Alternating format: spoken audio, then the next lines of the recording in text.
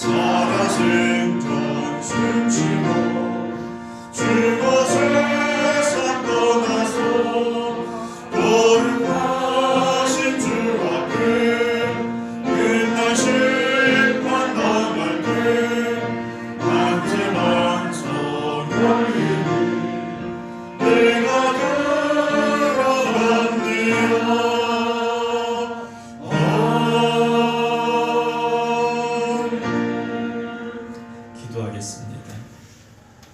참 좋으신 하나님 감사합니다. 코로나의 거센 풍파 가운데도 하나님의 백성된 저희들 하나님의 은혜의 품 안에 품어주시어서 건강하게 하시고 믿음에 열심 잃지 아니하고 주님과 동행하는 믿음으로 살아가게 하여 주시오니 우리의 삶을 통하여서 하나님 영광받아 주시옵시며 하나님 앞에 기쁨이 되는 하나님의 자녀들에게 더 큰 은혜를 허락하여 주시어서 험하고 힘든 이 세상에서 믿음으로 승리하게 하여 주시옵시고 하나님이 주시는 기쁨이 저 안에 샘솟듯 넘쳐나게 하여 주시옵소서. 오늘도 세상의 소리가 아니라 하나님의 음성 듣기를 원하여 주님 앞에 나왔사오니 주님이 주시는 말씀이 들려지게 하시고 그 말씀이 우리를 새롭게 하시고 우리 교회를 새롭게 하여 주시옵소서. 우리 주 예수님의 이름으로 기도드립니다. 아멘. 오늘 하나님께서 우리에게 주시는 말씀 사도행전 4장 32절입니다. 4장 32절부터 5장 16절 말씀입니다. 4장 32절부터 5장 16절 말씀인데요. 4장 32절부터 37절까지만 먼저 봉독하겠습니다. 신약성경 193쪽 사도행전 4장 32절입니다. 믿는 무리가 한 마음과 한 뜻이 되어 모든 물건을 서로 통용하고 자기 재물을 조금이라도 자기 것이라 하는 이가 하나도 없더라. 사도들이 큰 권능으로 주 예수의 부활을 증언하니 무리가 큰 은혜를 받아 그 중에 가난한 사람이 없으니 이는 밭과 집 있는 자는 팔아 그 판 것의 값을 가져다가 사도들의 발 앞에 두매 그들이 각 사람이 필요를 따라 나누어 주니라. 구브로에서 난 레위족 사람이 있으니 이름은 요셉이라. 사도들이 일컬어 바나바라 하니 그가 밭이 있음에 팔아 그 값을 가지고 사도들의 발 앞에 두니라. 아멘. 할렐루야. 연일 확진자 숫자가 엄청나게 나오고 있습니다. 오늘 나온 숫자가 17만 명이 넘었다고 하는데요. 제가 아는 분들도 확진이 되고 격리도 하고 이러신 분들이 있더라고요. 확진된 분들 중에는 큰 증상 없이 지나가는 분들도 있지만 예전에 혹시 독감을 알아보신 분들이 계신지 모르겠습니다만 그렇게 좀 많이 힘들고 어렵기도 하더라는 얘기를 전에 들었습니다. 요즘은 확진이 돼도 어디를 갔느냐 사실 묻지도 않고 조사도 할 수도 없다고 하죠. 그래서 알아서 그냥 본인이 잘 격리하고 잘 약 먹고 쉬면서 나아야 되는 그런 상황인 것 같습니다. 어쨌든 걸리느냐 안 걸리냐가 중요한 것은 아니고요. 우리의 삶에 이런 거센 풍파가 왔을 때 우리가 이런 풍파 앞에서 우리의 믿음을 어떻게 지켜나갈 것인가에 대한 도전이 이번 코로나 상황 속에서 우리에게 주어진 그런 도전이고 문제가 아닌가라는 생각을 해보게 됩니다. 초대교회 성도들은 코로나가 문제가 아니라 정말 죽고 사느냐의 문제였습니다. 신앙을 지킨다라는 것은 그들에게 있어서 딱 하나의 결론입니다. 신앙 지키다 죽는다 이것밖에 없었습니다. 신앙을 지키기 위해서 그들은 목숨을 걸어야 됐고 결국 목숨을 건 이들이 수많은 이들이 순교자가 될 수밖에 없었습니다. 성경에 나오는 처참한 모습들을 우리는 알게 되죠. 목이 베어 죽거나 또는 사자밥이 되거나 끓는 기름에 던져지거나 어쨌든 심한 이런 고통 속에서 이들이 순교자의 길로 갔는데 그들은 어느 누구 하나 기쁨을 잃지 않았더라는 거죠. 찬송하면서 하나님의 나라를 바라보면서 갔더라는 겁니다. 그런 이들에게 마음속에 있는 것은 다름 아닌 기쁨이었을 겁니다. 제가 어제 드디어 생극에서 머리를 깎았습니다. 이사하고 처음 생극에서 머리를 깎았습니다. 가까이 있는 이발소를 제가 다녀왔습니다. 집사님이 그러시더라고요. 아니 목사님 미용실 다닌 지가 꽤 오래되셨는데 지난번에 한번 들렸었거든요. 미용실 다니신 지가 오래됐는데 이발소에서 어떻게 깎으실 수 있겠어요? 이렇게 다시 한번 생각해 보시라고 얘기를 하시더라고요. 그냥 믿고 깎았습니다. 잘 깎으시더라고요. 그래서 저희 아이들도 아빠 어떡하려고 그래요? 걱정을 하더라고요. 근데 결과물을 보니까 나쁘진 않았다 애들이 이렇게 얘기를 하더라고요. 근데 그 집사님하고 제가 이제 잠깐 얘기를 나누는데 집사님이 그런 말씀하시더라고요. 너무 기쁘시다고 그 말씀을 하시더라고요. 너무 기쁘시더라고요. 사실 그 상황을 보면 힘들고 어려우신 게 맞는데 본인은 너무 기쁘시다고, 거기서 손님이 없으면 찬송도 부르시고 기도도 하고 그러신다고 웃으시면서 계속 얘기를 하시더라고요. 기쁨이라는 건 하나님 주시는 기쁨은 주변의 어떤 상황에 의해서 흔들리거나 빼앗기지 않는다라는 게 특징이죠. 세상이 주는 즐거움은 잠깐입니다. 잠깐 즐거운 것, 잠깐 기쁜 것, 그게 끝인 것 같습니다. 오늘도 함께 예배드리는 저와 여러분들 모두에게 정말 하나님 주신 기쁨이 샘솟듯 있기를, 그래서 항상 기뻐하며 살아갈 수 있기를 주님의 이름으로 축원합니다. 네. 어떻게 머리가 괜찮은가요? 네. 걱정이에요. 머리 이사를 가서 제가 머리를 한번 이렇게 어디서 깎아야 될까 이렇게 걱정이 됩니다. 왜냐하면 머리를 잘못 깎고 나면 한 일주일, 2주일은 저도 참 부담스럽거든요. 그래서 참 조심스러웠는데 지사님이 깎아주시니까 더 좋은 것 같아요. 믿는다라는 것, 누군가를 믿을 수 있다라는 것, 그런 것 같아요. 여러분들 다니시는 이발소도 있고 미용실도 있잖아요. 왜 갑니까? 내 마음에 드니까 가는 거잖아요. 그 사람을 믿으니까 가는 거지 않습니까? 여러분 교회 나오신다는 것도 하나님을 믿기 때문에 나온 거지 않습니까? 하물며 우리가 머리 하나 깎는 것도 그 사람을 믿기 때문에 맡긴다면 우리 인생은요, 천지 만물을 창조하신 하나님 앞에 당연히 맡겨야 되고요. 그 하나님께 우리가 모든 것 의지하면서 하나님의 손에 달려있음을 고백하며 살아갈 수 있기를 주님의 이름으로 축원합니다. 우리가 신앙생활하면서 지난번에도 한번 말씀드렸습니다. 어떤 분들은 항상 기쁨이 있고 항상 열심히 있고 이래요. 근데 어떤 분들은 은혜 받으면 잠깐 열심히 있고 잠깐 기쁨이 있다가 언제 그랬냐 싶게 차기차기 식어버리는 분들이 있어요. 신앙생활은 꾸준함인 것 같습니다. 변치 않는 그런 꾸준함, 항상 기뻐하고 또 열심히 하고 이런 모습들이 있어야 되는데 왜 열심을 잃어버릴까, 왜 기쁨을 잃어버릴까 보면 결국 은혜를 잃어버렸기 때문에 그렇습니다.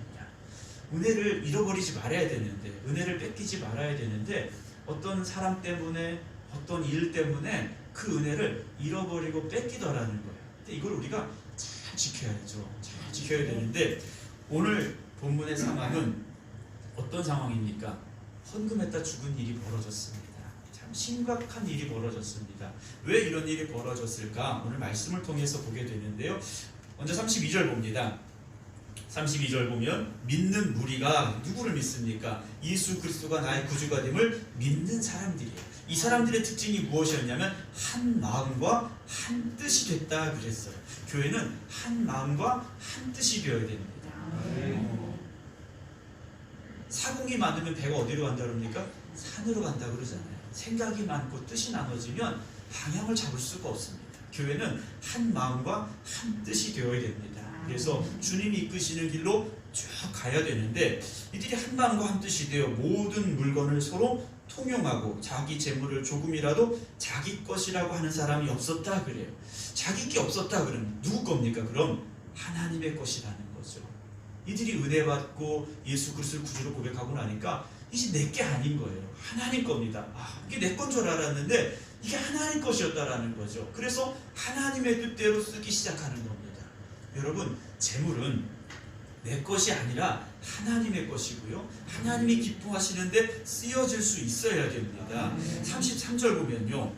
사도들이 큰 권능으로 주 예수의 부활을 증언하니 그랬어요. 사도들은요, 다른 거 말한 거 아닙니다. 예수의 부활을 증거했어요. 그 부활이라는 건 죄의 권세를 이기고 사망의 권세를 이기시고 부활하셨다. 우리에게 부활의 첫 열매가 되셨다. 우리의 죄를 대속하신 예수 그리스도다. 이걸요, 확신을 가지고 증거하는 사람들이 된 겁니다. 그랬더니 무리가 어떻게 됐습니까?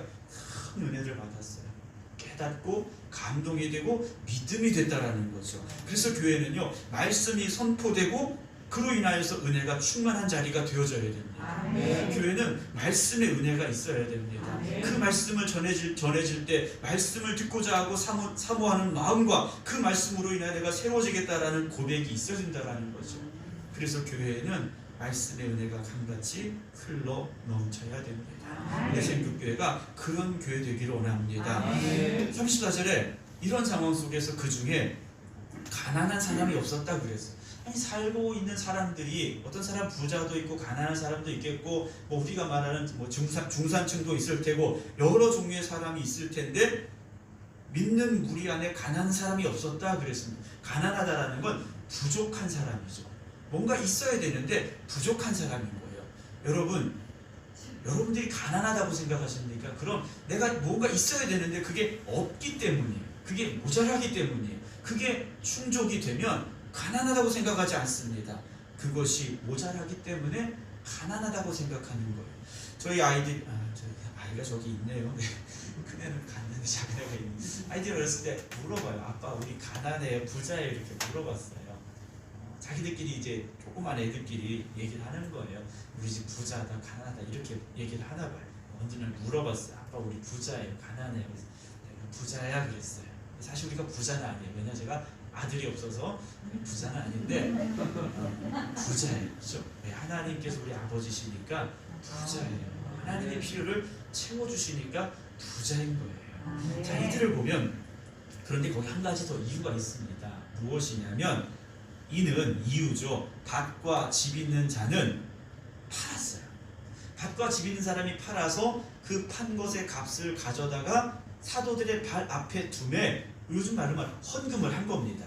재산을 팔아서 헌금을 했어요. 그래서 그들이 각 사람의 필요를 따라 나눠준 거예요. 부족한 사람에게 조금씩 준 겁니다. 채워진 거예요. 그래서 필요가 채워지니까 가난한 사람이 없었더라는 거죠.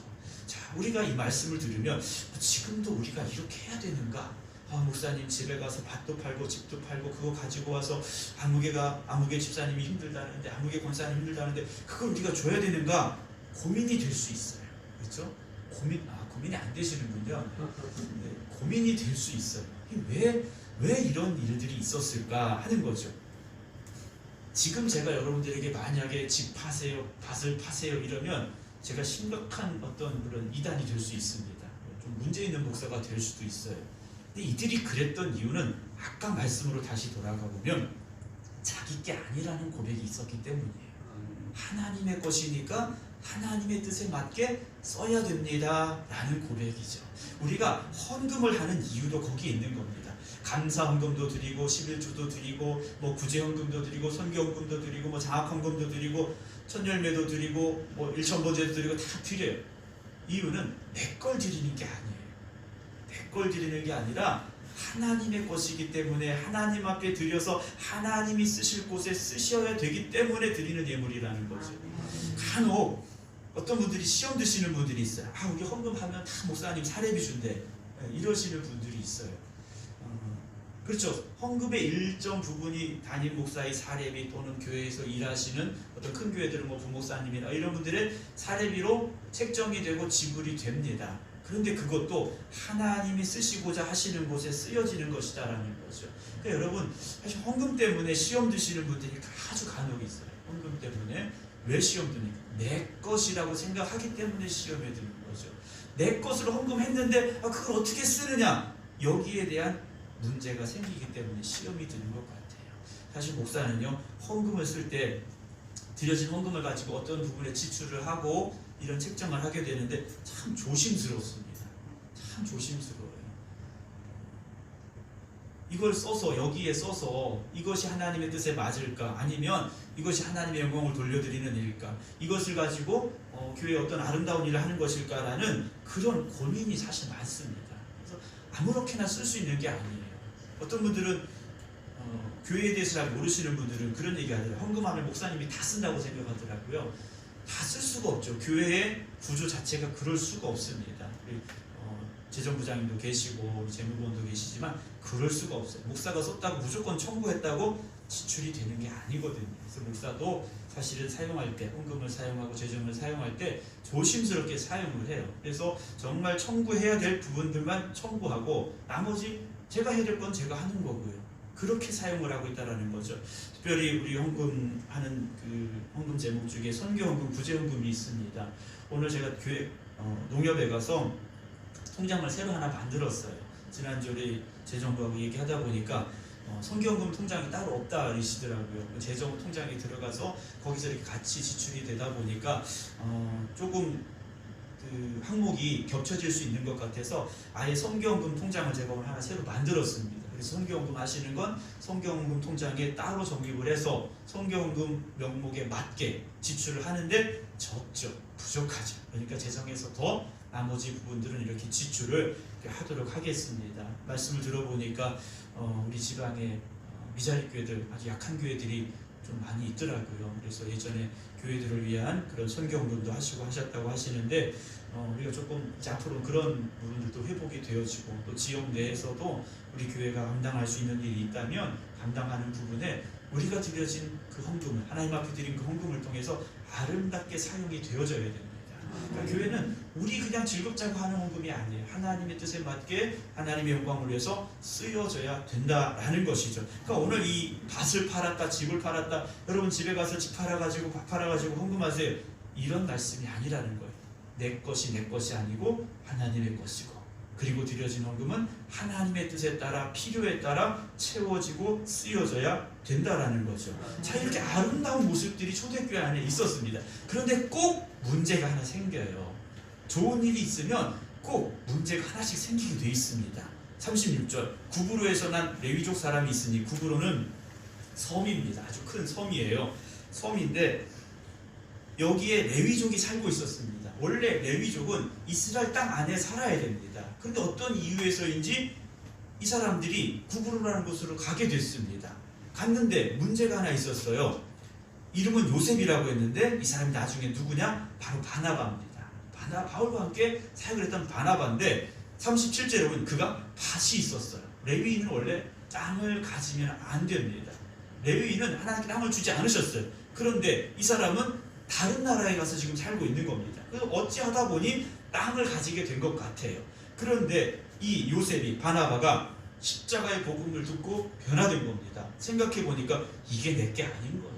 그래서 자기 그 섬에 있는 집을, 밭을 다 팔아버린 겁니다. 그리고 그 값을 가지고 사도들의 발 앞에 두었다 그랬어요. 아주 큰 일을 한 거죠. 그래서 아마 이 바나바의 일이 초대교회 안에 널리 퍼져나가게 된 것 같아요. 그럼 바나바가 다 팔았느냐? 그건 잘 모르겠어요. 왜냐하면 성경을 그대로 보면 그가 밭이 있으면 팔아 그랬거든요. 그러니까 밭이 있는데 100% 다 팔았느냐, 50% 팔았느냐 사실 모릅니다. 잘 몰라요. 어쨌든 팔았어요. 그러니까 내용을 보면 아마 다 팔지 않았을까. 왜냐, 그 뒤에 나오는 내용을 보게 되면 5장이 이어집니다. 아나니아라는 남편이 있었고 삽비라라는 아내가 있었어요. 이들이 어떻게 했느냐? 더불어 소유를 팔았다 그랬어요. 그러니까 부부가 야 우리도 팔자 그런 거예요. 같이 마음이 맞은 거예요. 부부가 마음이 맞지 않으면 참 어렵지 않습니까? 근데 이들이 마음이 맞았어요. 야 바나바도 했다는데 우리도 하자. 그리고 밭을 팔았습니다. 소유를 팔았습니다. 그런데 문제는 2절에 그 값에서 얼마를 감춤에 그 아내도 알더라. 여기도 마음이 합했어요. 여기도 마음이 같아진 거예요. 헌금하자. 밭을 팔아서, 예를 들어 밭을 팔자, 뭐 집을 팔자 해서 우리가 그걸 헌금하자. 그런데 거기에 마음이 맞았는데 그걸 얼마를 좀 감추자. 우리가 다 하기는 그러니까 감추자. 이것까지도 마음이 하나가 됐어요. 그리고 얼마만 가져다가, 정확히 얼마인지는 모르지만 그분의 일정 부분만 가져다가 사도들의 발 앞에 둔 것. 우리가 이거 팔아서 가져온 겁니다. 그랬어요. 그때 베드로가 아나니아야 어찌하여 사탄이 네 마음에 가득하여 라고 말합니다. 사탄이 네 마음에 가득해. 여러분, 재산을 팔아서 헌금을 했는데 그 마음에 뭐가 있었다고요? 사탄이 있었다라는 거죠. 있어도 얼만큼 있습니까? 가득했다 그랬어요. 사탄이 마음에 들어왔는데 그 사탄이 꽉 찬 거예요. 우리가 신앙생활하면서도요 그럴 수 있습니다. 그럴 수 있어요. 우리가 하나님 앞에 나와서 찬송하고 기도하는데도 내 마음에 사탄이 자리 잡아 있을 수 있습니다. 목사가 설교하는데 목사의 마음에 사탄이 가득할 수도 있다는 거예요. 참 두렵지 않습니까? 그럼 왜 사탄이 가득했느냐? 네가 성령을 속이고 땅값 얼마를 뭐 했습니까? 감추었느냐? 그래요. 왜 사탄이 그 마음에 가득할 수밖에 없었느냐? 욕심이 잉태되었기 때문입니다. 욕심이 생긴 거예요. 재산을 팔았는데 생각보다 돈을 많이 가지게 된 것 같아요. 그리고 앞으로 생각해 보니까 이거 다 헌금하면 우리 뭐 먹고 살지? 이런 생각이 들었는지도 몰라요. 그래서 얼마를 감춘 거예요. 이건 다 팔았다고 하지만 감추자. 하지만 다 팔았다고 얘기하자. 이런 거예요. 속였다라는 거죠. 성령을 속였다라는 거예요. 그럼 왜 다 팔았다고 이야기하고 싶었겠습니까? 사람들에게 인정받고 싶었기 때문에. 여러분, 신앙생활은요, 사람에게 인정받으려고 하시면 안 됩니다. 신앙생활은요, 사람에게 인정받으려고 하면 문제가 생깁니다. 목사도 사람에게 인정받으려고 생각하면 바른 설교를 할 수가 없습니다. 여러분들이 듣기 좋은 설교만 해야 돼요.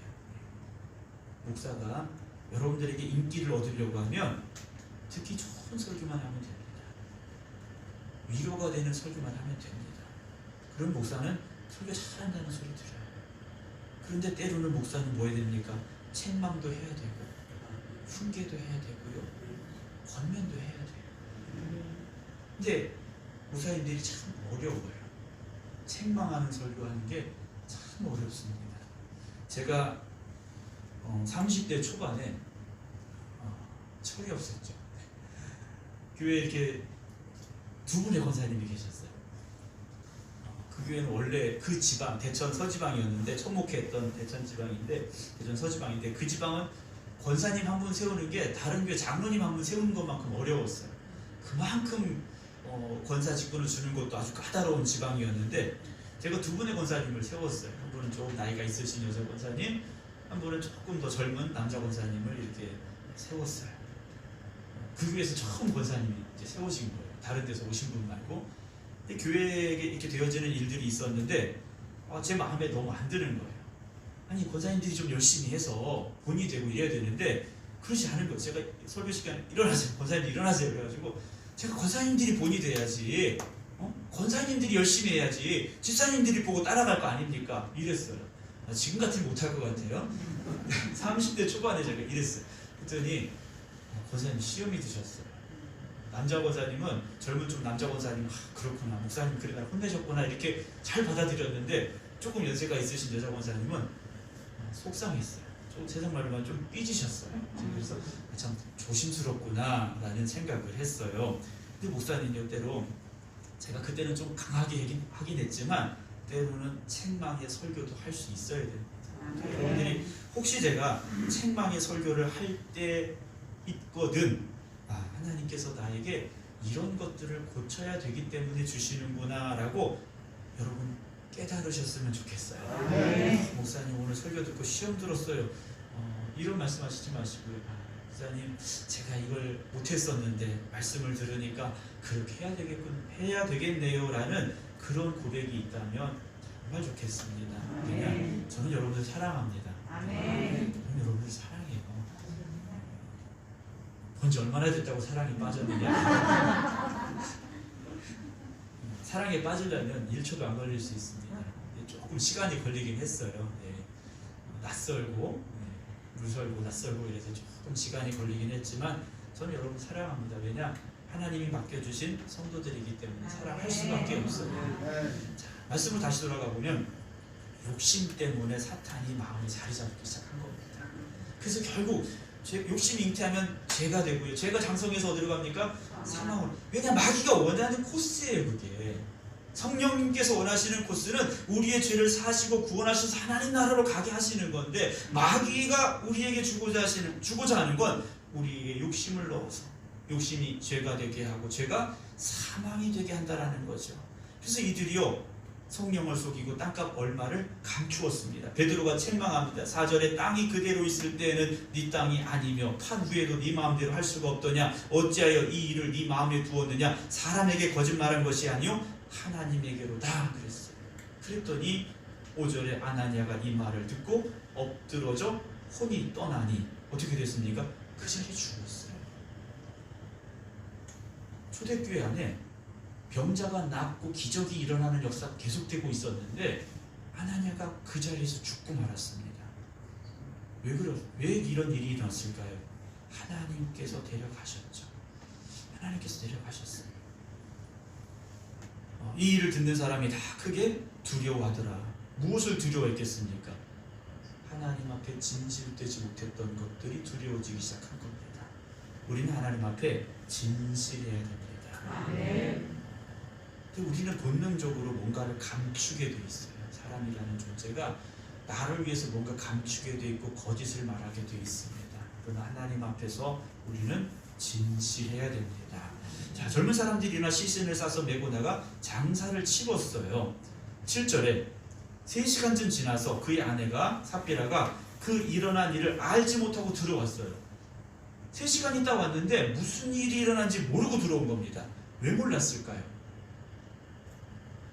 다른 데 가 있었던 거죠. 그렇죠? 다른 데 있었으니까 모르는 거예요. 다른 데는 어디겠습니까? 교회의 성도들과 떨어져 있었다라는 거죠. 이게 큰 소문이 아닙니까? 큰 일이 난 거예요. 그런데 이걸 까맣게 몰랐다라는 건 교회와 전혀 상관없는 곳에 그 사람이 있었더라는 거죠. 베드로가 말합니다. 똑같이 물어요. 그 땅 판 값이 이것뿐이냐? 내게 말하라. 그랬더니 삽비라가 어떻게 합니까? 네, 이것뿐이에요. 그랬습니다. 베드로가 말합니다. 9절에 너희가 어찌 함께 꾀하여 주의 영을 시험하려 하느냐. 보라, 네 남편을 장사하고 오는 사람들의 발이 문 앞에 이르렀으니 또 너를 메어 내가리라. 그랬더니 이 여인도 그 자리에서 죽고 말았습니다. 아주 극단적인 일이 벌어졌어요. 지금 사실 우리가 거짓말했다고 여기서 막 죽지 않습니다. 여러분 걱정하지 마세요. 거짓말했어도 걱정하지 않으셔도 돼요. 지금 여기서 죽지 않습니다. 그런데 회개하지 않으면 결국은 어떻게 되겠습니까?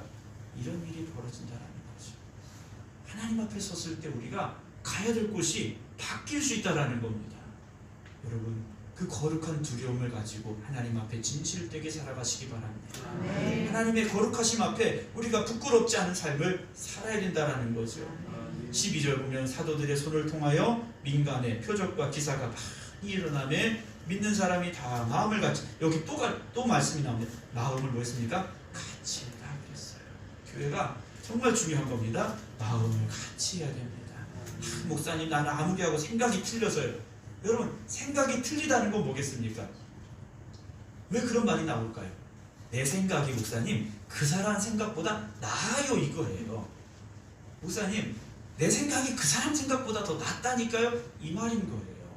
왜냐? 내 생각이 그 사람 생각보다 못하다면 맞아요 하고 따라갈 건데 내 생각이 옳다고 생각하니까 그 사람이 잘못됐다고 생각하니까 그 사람의 생각이 좀 뭔가 부족하다고 생각하니까 목사님 그 사람하고 나는 생각이 달라요?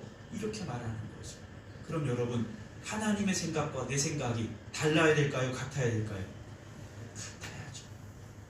왜 같아야 됩니까? 하나님의 생각이 옳기 때문에 하나님의 말씀이 진리이기 때문에 우리는 거기에 당연히 맞춰야 되는 거예요. 그러니까 여러분 목사님 누구하고 생각이 틀려서가 아니라 하나님의 생각과 내 생각을 먼저 생각해 보시기 바랍니다. 그래서 하나님의 뜻에 내 생각이 맞지 않다면 바꾸시면 돼요. 그럼 우리는 마음이 다 하나가 된다라는 거죠. 그게 교회 안에 있어야 되는 겁니다. 자, 이들에게 기적이 많이 나타났어요. 왜 기적이 일어났을까요? 사도들의 손을 통하여 라고 되어 있습니다. 사도들이 붙잡은 건 다른 거 아닙니다. 예수 그리스도의 이름을 붙잡았습니다. 그럴 때 이들의 손을 통하여 역사가 일어난 겁니다. 13절 그 나머지는 감히 그들과 상종하는 사람이 없으나 그랬어요. 성도들 왜 다른 사람들이요 상종하는 사람이 없었다라는 거예요. 그러니까 가까이 하려고 하지 않았어요. 왜냐? 두렵거든요. 이 일을 들었기 때문에 두려운 거예요. 그러나 백성이 칭송하더라. 14절 믿고 주께로 나오는 자가 더 많으니 예수 믿는 사람들이 더 많아졌습니다. 3,000명, 5,000명 이것보다 훨씬 더 많아졌어요. 남녀의 큰 무리가 되어졌다 그랬습니다. 15절에 심지어 병든 사람을 메고 거리에 나가 침대와 요 위에 누이고 베드로가 지나갈 때 혹 그의 그림자라도 누구에게 덮일까 바란 거예요. 성전 미문에 앉아있던 그 날때부터 안진뱅이였던 그 사람이 베드로가 그 사람의 손을 붙잡아 일으킬 때 일어났던 것을 이들이 들은 겁니다. 그러면 베드로가 지나갈 때 그 그림자라도 지나가면 낫지 않을까? 하고 베드로가 다닐 만한 길에 또 성전에 기도하는 길가에 병자들을 데리고 나온 겁니다. 16절에 예루살렘 부근에 수많은 사람들도 모여 병든 사람과 더러운 귀신에게 괴로움받는 사람들을 데리고 와서 어떻게 됐느냐? 다 나음을 얻었다 그랬어요. 왜 나왔을까요? 믿음으로 나온 거죠. 예수 그리스도의 그 권세에 대한 믿음 때문에 그들이 나음을 입었더라 그랬습니다. 오늘 저나 여러분들이 물론 우리가 심각한 병이 아닐 수도 있습니다.